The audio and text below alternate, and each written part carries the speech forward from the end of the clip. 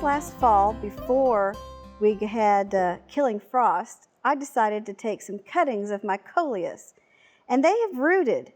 And instead of just putting them right down in the ground, I like to pot them up in a container for a few weeks and then put them in the ground.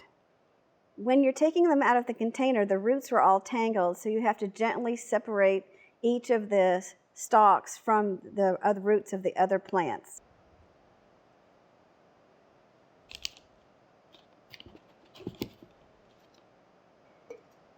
When we put these roots, new roots, into the soil is moist, like the roots are moist, and then when we get through planting it, we'll water them. That way the roots won't have any kind of shock going from just straight water to a container.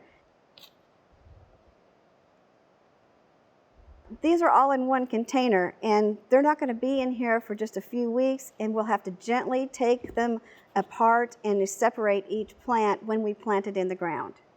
Now these are nicely potted up, and in a few weeks it'll be the right temperature to put them outside in the garden.